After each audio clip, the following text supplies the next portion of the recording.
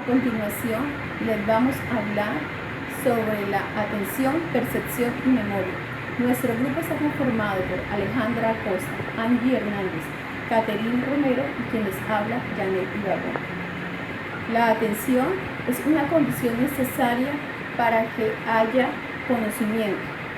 En la atención, la psicopatología de la atención se hace referencia a las teorías atencionales y se centra específicamente en la esquizofrenia, depresión y ansiedad.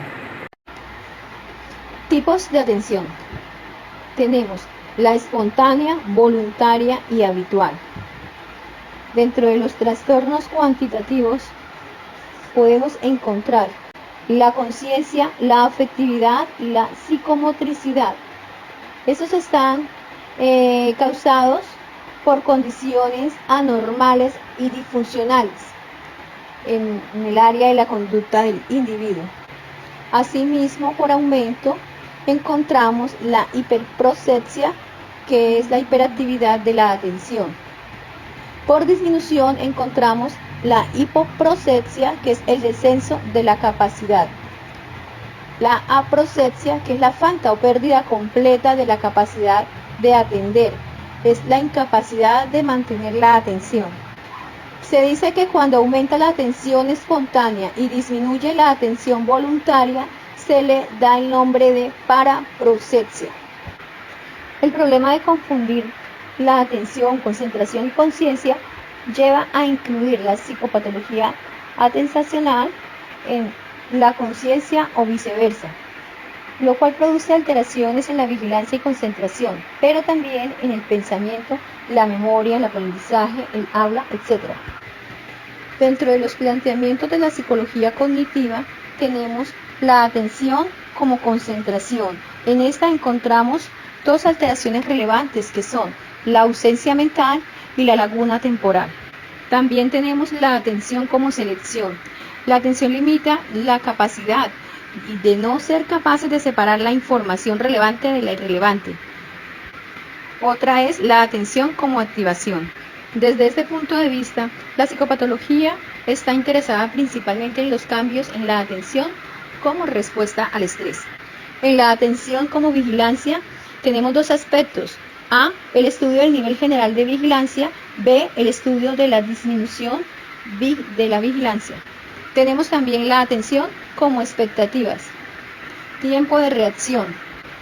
Acá podemos observar que los esquizofrénicos son más lentos y especialmente que no se benefician de los intervalos preparatorios. Las alteraciones atencionales en algunos trastornos mentales. Las alteraciones atencionales nunca han sido considerados síntomas de importancia en el momento de un diagnóstico de las enfermedades mentales. Se han encontrado alteraciones como la esquizofrenia, que según la investigación es bastante común perder en ellos la inclinación y la capacidad sobre su propia iniciativa para mantener fija su atención durante un tiempo. En la depresión es común encontrar que estos pacientes se quejan por falta de concentración y de distraibilidad. La psicopatología de la percepción. La percepción o sensopercepción es la que pone en relación nuestra conciencia con el mundo exterior e interior. La percepción es la aprehensión de la realidad a través de los sentidos, es inseparable del resto de la actividad mental. En el proceso perceptivo, el organismo reacciona ante estímulos. En la clasificación de los trastornos perceptivos y de la imaginación, se suelen clasificar en dos grupos: distorsiones y engaños. Las distorsiones perceptivas, e incluyen las psicopatologías, producen cuando un estímulo que existe fuera de nosotros y que además es accesible a los órganos sensoriales es percibido de un modo distinto al que cabría esperar, dadas las características formales del propio estímulo. En el grupo etiquetado como engaños perceptivos, el término engaño alude a la aparición de una experiencia perceptiva y nueva y diferente. Hay dos tipos de representaciones. Fantasía son inventadas, creadas en virtud de asociar datos sensoriales con imágenes mnésticas. Las mnésticas no es idéntica a la percepción vivida, sino muy semejante a ella. Las pseudopercepciones son errores perceptivos, las ilusiones, deformaciones de los objetos percibidos, sombras en la noche. Dentro de las causas se encuentra por defectos patológicos de los órganos sensoriales, por problemas de atención, por trastornos de la conciencia, entre otros. Las pseudopercepciones, errores perceptivos. Las alucinaciones, percepción sin objeto, invención de un objeto inexistente, no fundamenta en estímulo alguno. Dentro de las experiencias alucinatorias está la alucinación sensorial, son difusiones cerebrales secundarias a ciertas enfermedades como la epilepsia o alguna ingestión de sustancia tóxica y esquizofrenia. Dentro de la pseudoalucinación tiene un carácter funcional, carece de base orgánica, es un fenómeno más imaginativo que perceptivo. Dentro de la clasificación por complejidad y canal sensorial se encuentran las simples y complejas. Alucinaciones acústicas, alucinaciones táctiles, alucinaciones sinestésicas, alucinaciones visuales, alucinaciones gustativas y olfativas. El ser humano está formado por recuerdos, lo que somos no es más que aquello que somos capaces de recordar y de integrar, las experiencias que se vivieron en el pasado que nos definen. Son muchas las enfermedades y las situaciones que pueden condicionar el funcionamiento de la memoria, como lo son el Alzheimer, las amnesias y las demencias. Las experiencias alucinatorias se presentan en pacientes esquizofrénicos y en pacientes depresivos, también en consumidores de sustancias psicoactivas. Psicopatología de la memoria. Existen dos tipos de memoria, una a corto plazo y la otra a largo plazo. La primera, existe un almacenamiento en la memoria de duración y capacidad limitada. En la segunda, el almacenamiento permanente de capacidad es prácticamente ilimitado.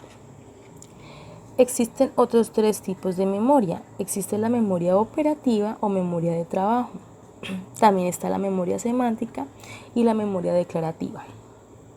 ¿Cómo evaluar la memoria mediante tareas? Existen tareas directas y tareas indirectas. Dentro de las tareas directas está el recuerdo libre, las palabras, el dibujo, imágenes, recuerdo con indicios. Y en las tareas indirectas existen pruebas de conocimiento factual, conceptual, léxico y perceptivo. También existen pruebas de conocimiento de procedimiento y pruebas de respuesta evaluativa. Una de las enfermedades más frecuentes son las amnesias. Consiste en la imposibilidad de recuperar información almacenada con anterioridad. En el caso de uno de los amnésicos más estudiados, cuyos problemas de memoria surgieron tras la operación que sufrió en ambos lóbulos temporales y en el hipocampo para curar su epilepsia, la consecuencia fue un deterioro dramático para su memoria, pues la información que recibe no duraba mucho tiempo y la olvidaba. A esto se le llama amnesia anterógrada, la incapacidad para adquirir nueva información. Esto se encuentra presente en el síndrome amnésico como una incapacidad para aprender o retener hechos nuevos. También existe la amnesia retrógrada, que es la incapacidad de recordar el pasado. La amnesia parece alcanzar únicamente a los minutos anteriores a la conmoción, pero si esta es muy fuerte, la pérdida se extiende hasta los recuerdos de meses e incluso de años antes. Se le llama síndrome amnésico cuando existe una lesión cerebral producida por un déficit global y permanente de memoria sin que haya otros deterioros intelectuales. Existen 6 tipos de amnesia: la amnesia traumática, la amnesia disociativa, el síndrome de Korsakoff, la amnesia lacunar, el estado de fuga o fuga disociativa, la amnesia de la niñez y la amnesia global. ¿Cómo podemos detectar la amnesia? Primero, existe un déficit de codificación de la información. 2. Hay un déficit de almacenamiento. 3. Hay un olvido extremadamente rápido de la información. 4. Déficit en la recuperación intencional o consciente. 5. Déficit de memoria de contexto. Y por último, existen fragmentos aislados. Cuando hablamos de amnesias funcionales es la pérdida de la memoria que no tiene procedencia orgánica, siendo los factores emocionales los principales responsables de su ocurrencia. Existen distorsiones en la memoria como la paragnesia y la parapraxia. También es habitual encontrar anomalías en el recuerdo como un fenómeno que no pudo ubicarse o decir esta cara me suena. Es un ejemplo de paragnesia cotidiana. Conozco la cara pero no el nombre. Otra es la laguna temporal o la sensación de reconocer a alguien y no recordarlo.